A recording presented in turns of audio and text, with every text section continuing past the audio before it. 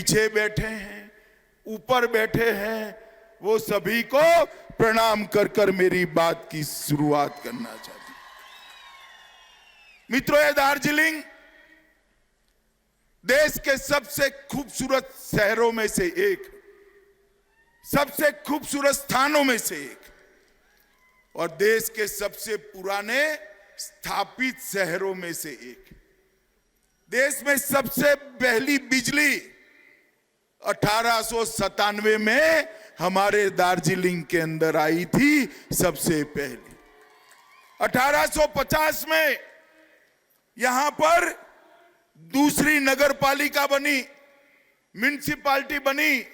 मद्रास के बाद दार्जिलिंग पहली म्युनिसिपैलिटी बनी और चाय बागान के रूप में पूरे बंगाल में सबसे पहला इंडस्ट्रियल एक्टिविटी भी मेरे दार्जिलिंग के अंदर शुरू हुआ है। मित्रों, ये छोटी सी जगह ने हमारे देश के आजादी के लिए, देश के विकास के लिए बहुत बड़ी भूमिका निभाई है। माताओं, बहनों और भाइयों, मैं तो बात कर रहा था 1850 की, 1897 की, मगर इसके बाद, आजादी के बाद कांग्रेस, कम्युनिस्ट और अब ये दीदी, तीनों ने दार्जिलिंग के विकास को फुल स्टॉप लगा दिया है। मुझे बताइए, ये दार्जिलिंग 21वीं शताब्दी के अनुरूप दार्जिलिंग बना है क्या? बना है क्या? देश बहुत आगे निकल गया, मेरा दार्जिलिंग वहीं का वहीं रह गया। क्यों हुआ ऐसा? क्योंकि सबने दार्जिलिंग को सिर्फ आराम करने की जगह के रूप में ट्रीट किया, किसी ने दार्जिलिंग का विकास नहीं किया। मैं आज आपको कहने आया हूं, भारतीय जनता पार्टी और इसके सहयोगी दल के सारे नेता यहां बैठे हैं। एक बार आप मोदी जी को मैंडेट दे दीजिए, 5 साल में दार्जिलिंग की सभी समस्याओं का समाधान नरेंद्र मोदी जी निकाल कर देंगे। मित्रों, बंगाल के अंदर भारतीय जनता पार्टी की सरकार बन रही, दीदी अब रोक नहीं सकती। 200 से ज्यादा सीटों के साथ सरकार बन रही। दार्जिलिंग की 3 सीटें भारतीय जनता पार्टी के लिए बहुत महत्वपूर्ण है। मैंने कल एक इंटरव्यू में कहा है, एक और अगर भाजपा 200 सीटें जीतती है तो एक और 197 सीटों का विजय है और दूसरी ओर हमारी ये 3 पहाड़ की सीटों का विजय है। क्योंकि मैं मानता हूं कि गोरखाओं को इस देश की मेन स्ट्रीम के अंदर लाने की जरूरत है। गोरखाओं का भव्य इतिहास रहा। देश में जब जब भी देशभक्ति से हरी भरी, देशभक्ति से ओतप्रोत जातियों का नाम लिया जाता है, मेरा गोरखा भाइयों का नाम सबसे पहले गौरव से लिया जाता है। देश के लिए बलिदान करने वालों का नाम बनता है, सूची बनती है। देश के लिए जान देने वालों की सूची बनती है। देश के लिए वफादारी के साथ जीने वालों की सूची बनती है। भारत माता की रक्षा के लिए अपना सर कटवाने वालों की सूची बनती है, तो वो सूची में प्रथम पंक्ति में मेरा गोरखा जवान होता है। मित्रों, गोरखा जवान। और एक गोरखा जाति के साथ, ये पहाड़ के साथ, देश भर में बसे गोरखाओं के साथ ये कांग्रेस, कम्युनिस्ट और टीएमसी की तिकड़ी ने सालों तक अन्याय किया। 86 और 88 में कम्युनिस्टों ने पहाड़ पर आग लगा दी, 1200 से ज्यादा गोरखाओं की छातियों में गोलियां मार दी। आज भी हम नहीं भूले। और उसके बाद मां माटी और मानुस की बात करने वाली दीदी आई। दीदी ने भी कोई कम जुल्म नहीं ढाए, अनेक लोगों को निर्मम हत्या करा दी और हजारों पर मुकदमे दायर कर दिए।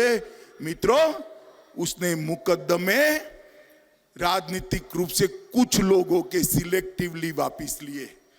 मैं कह कर जाता हूं कि भारतीय जनता पार्टी की सरकार बनने के बाद आंदोलन के जितने भी मुकदमे किसी भी गोरखा भाई पर है, सबके सब एक सप्ताह के अंदर हम वापस लेने का काम ये भारतीय जनता पार्टी की सरकार करे। मित्रों, गोरखा भाइयों को विस्थापित का जीवन जीना पड़ा, दर दर भागना पड़ा, छिपना पड़ा। आपका ये राजनीतिक वनवास लंबा चलने वाला नहीं है। 2 मई को दार्जिलिंग में दिवाली होने वाली है।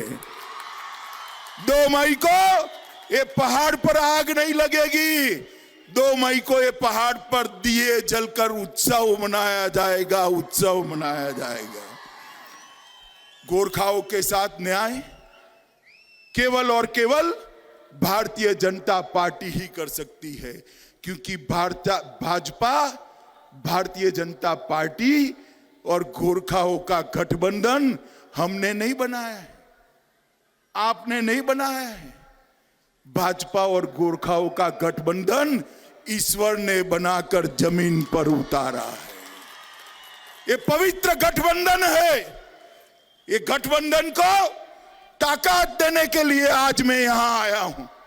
मेरे गोरखा भाइयों, बहनों, माताओं, युवाओं को अपील करने आया हूं कि आइए, देश भर के गोरखाओं को देश की मेन स्ट्रीम के साथ जोड़ने का एक मौका देश के प्रधानमंत्री नरेंद्र मोदी जी को दीजिए। मित्रों, मैं जानता हूं आप सभी के मन में गोरखाओं की समस्याओं का स्थायी राजनीतिक समाधान क्या हो सकता है, उसके लिए एक चिंता है। मगर हमारा संविधान बहुत व्यापक संविधान, हमारे संविधान में हर समस्या का समाधान है।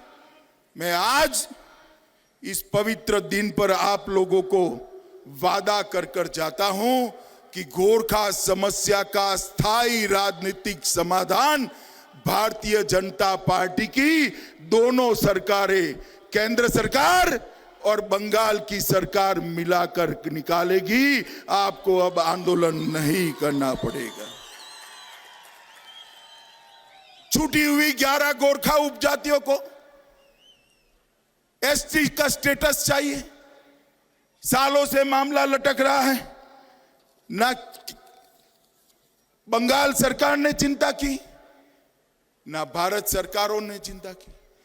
भाजपा की भारत सरकार आई, मगर ममता दीदी कोई मीटिंग में आए ही नहीं। कैसे करे? अरे बदल दो ममता दीदी को, भाजपा का मुख्यमंत्री ला दो।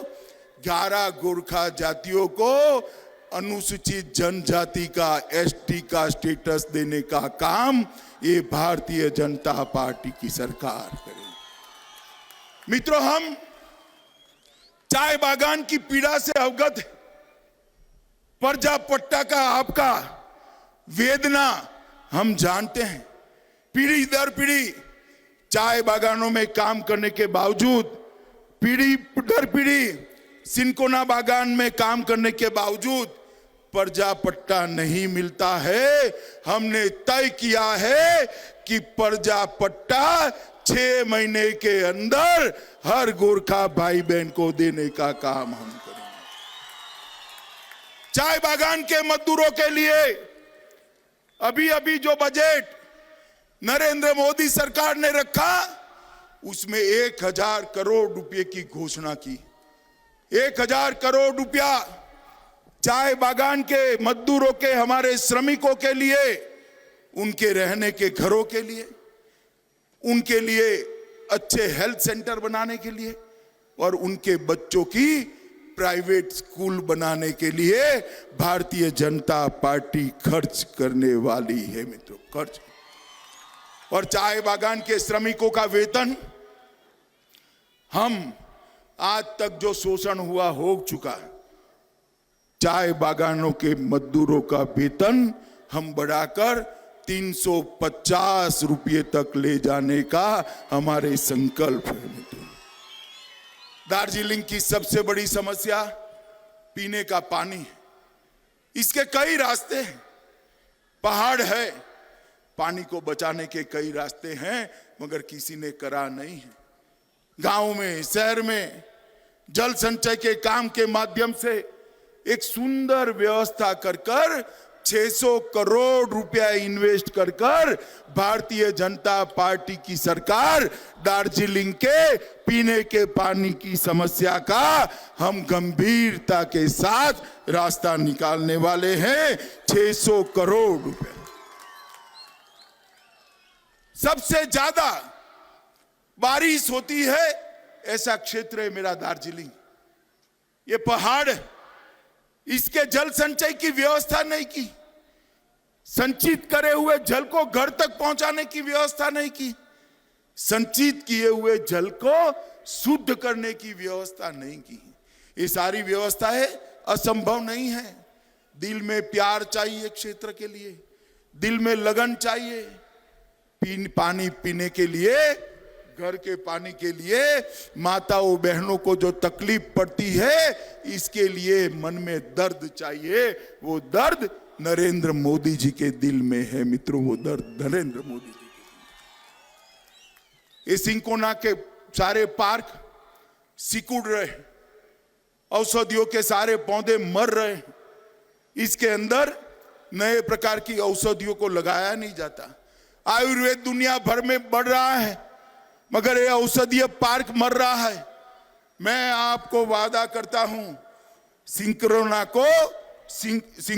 को हम मेडिकल मेडिसिन का हब बनाकर पूरे विश्व में इसके मार्केटिंग की चिंता करेंगे। सिंकोना बागान 10,000 से ज्यादा लोगों को रोजगार देता है। अभी भी और संभावनाएं हैं। मैं आपको बताकर जाता हूं कि एक हर्बल पार्क बनाकर सारे सिंकोना पार्क का पुनः निर्माण करने का काम बंगाल की भारतीय जनता पार्टी की सरकार करेगी। मित्रों, फॉरेस्ट राइट एक्ट, मुझे एक बात बताइए, देश भर में फॉरेस्ट राइट एक्ट मिलता है, आप लोगों को मिलना चाहिए या नहीं मिलना चाहिए? जोर से बोलो, मिलना चाहिए या नहीं मिलना चाहिए? आपका अधिकार है या नहीं है? ये दीदी ने आपके अधिकार से आपको वंचित रखा है। मैं बताकर जाता हूं कि फॉरेस्ट राइट एक्ट 2006 यहां पर दार्जिलिंग की पहाड़ियों पर भी, कलिम्पोंग जिले में भी इसको लागू कर आप लोगों को ये अधिकार से बहाल किया जाएगा। एडीआई फंड लैंड अंग्रेजों के समय में शुरू किया हुआ शोषण करने वाला व्यवस्था है, इसको हम समाप्त कर देंगे। इससे आपको मुक्ति कराने का काम करेंगे। उच्च शिक्षा के लिए एजुकेशन हब के रूप में हमारे पुरखों ने दार्जिलिंग को विकसाया था। ढेर सारे देशों से, ईस्ट के सारे देशों से, नेपाल से, भूटान से, बांग्लादेश से लोग यहां पढ़ने आते हैं, मगर पूरी व्यवस्था खस्ता हाल हो चुकी है। मित्रों, मैं आपको कहकर जाता हूं, भारत सरकार भाजपा की और बंगाल सरकार भाजपा की ये डबल इंजन सरकार यहां पर उच्च शिक्षा में दार्जिलिंग को फिर से एक बार विश्व प्रसिद्ध उच्च शिक्षा का हब बनाने का काम करेंगे।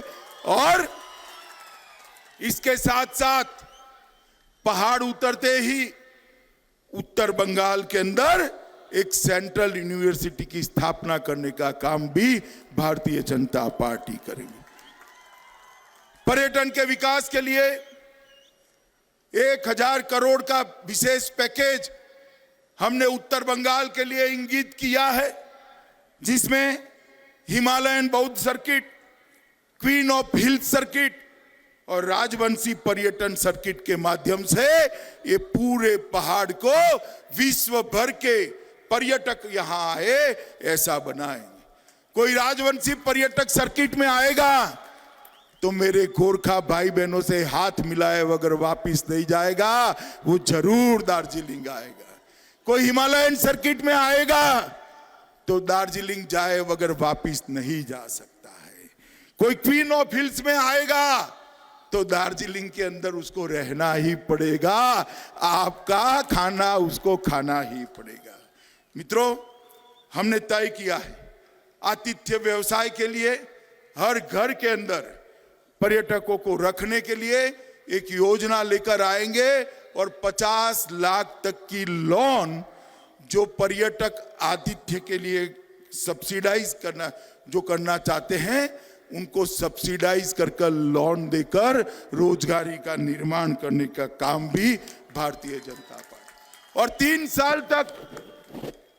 3 साल तक उसको टैक्स से मुक्ति देने का काम भी भारतीय जनता पार्टी की सरकार करेगी। मित्रों, देश भर के अंदर गांव का शासन गांव वालों के हाथ में है।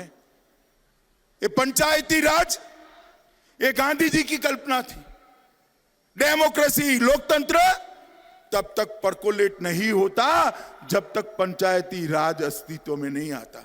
मुझे बताओ भाई, आपका पंचायती राज का चुनाव हुआ है क्या? हुआ है क्या? होना चाहिए नहीं होना चाहिए? ये जम्मू कश्मीर में 1947 से नहीं होता था। 370 कलम भाजपा ने हटा दी। 370वीं कलम हटाने के साथ ही जम्मू कश्मीर में सारे पंचायतों के चुनाव हुए। हम भी सरकार बनने के बाद 6 ही महीनों में सारे पहाड़ पर पंचायत के चुनाव करने का काम करेंगे। ढेर सारे आपके पैसे, चाहे मनरेगा के हो, PMRF के हो, RIDF के हो, केंद्रीय आवास योजना के हो, ये भतीजे के लोग खा गए। भतीजा जानते हो ना? जानते हो ना? ये दीदी उसको मुख्यमंत्री बनाना चाहती है। आप चाहते हो? आप चाहते हो? अब उनको ऐसा है कि पैसा खा गए, कौन पूछने वाला है? ये दीदी के सारे सिंडिकेट वाले मौज मस्ती में हैं। मैं गोरखा भाइयों बहनों माताओं आपको कहने जाता हूं, ये अपने आप को जो तुरम खान समझते हैं, हमारी सरकार बना दीजिए, जेल की सलाखों में रोटियां तोड़ने के लिए हम मजबूर कर देंगे। अरे शिक्षकों की भर्ती में भ्रष्टाचार, जो शिक्षक जो टीचर बच्चे को पढ़ाता है, ये पवित्र व्यवसाय के अंदर आपने भ्रष्टाचार किया है, हम आपको नहीं छोड़ेंगे। इसकी SIT होगी और जेल की सलाखों के पीछे जाना पड़ेगा।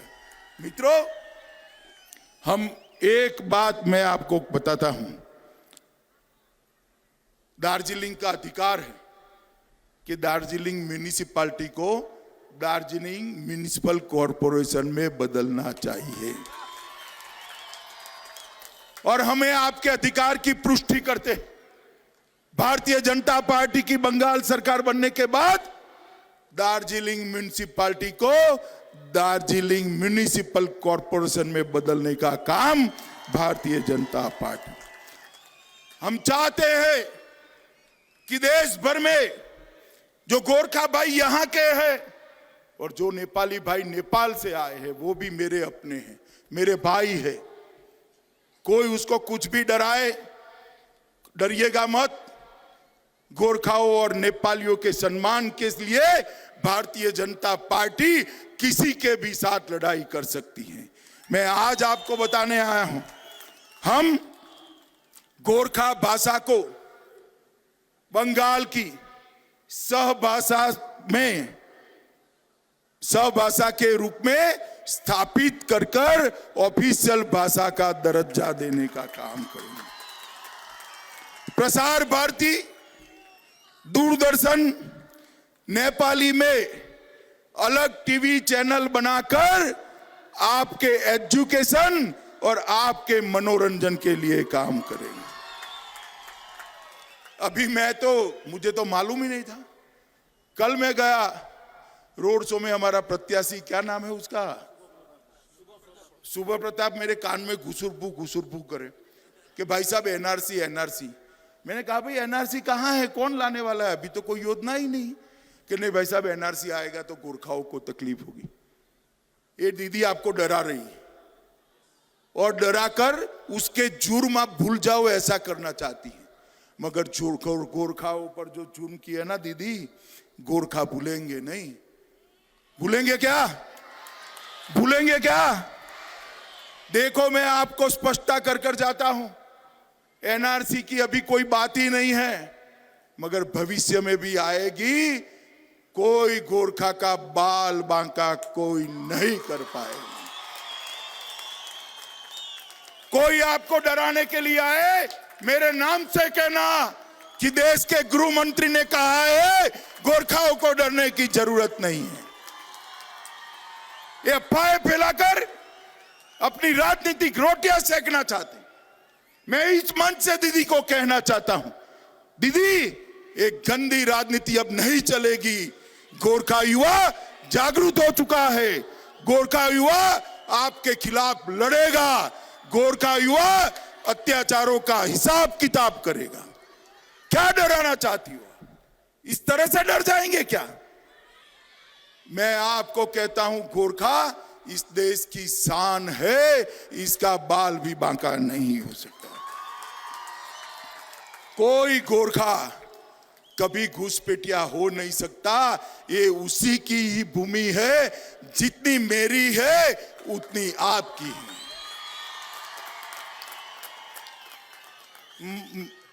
मित्रों, हम जीटीए जैसी व्यवस्था को भी बदलेंगे।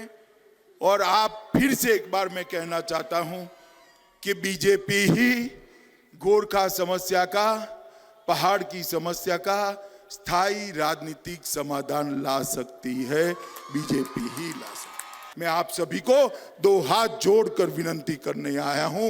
ये परीक्षा का समय है, हम सब की परीक्षा है। मेरी भी है, आपकी भी है। मेरी भी परीक्षा है, आपकी भी परीक्षा है। हम सब ने एकजुट होकर हम पर जुर्म करने वालों को मुंह तोड़ जवाब देना है। बैलेट के बटन में, कमल के सामने बटन दबाकर। बताइए भैया, मेरे गोरखा साथी बताएं, कमल के निशान पर बटन दबाएंगे क्या? अरे यार, ऐसी आवाज होती है क्या? जोर से बोलिए, दबाएंगे क्या? भाजपा और साथी दलों को जिताएंगे। तीनों 3 सीट पर विजय प्राप्त करेंगे। देखो माताओं, बहनों, भाइयों, बटन तो कमल के सामने जरूर दबाना, मगर इतने गुस्से के साथ दबाना कि बटन पहाड़ पर दबे, करंट कलकत्ते में दीदी को लगे। क्या मोदी जी के हाथ आप मजबूत करोगे? पहाड़ की समस्याओं का समाधान करोगे? हम पर किए गए अन्याय का हिसाब किताब करोगे? तो मेरे साथ दोनों हाथ उठाइए, उठाइए दोनों हाथ और प्रचंड आवाज से भारत माता का जय घोष करिए।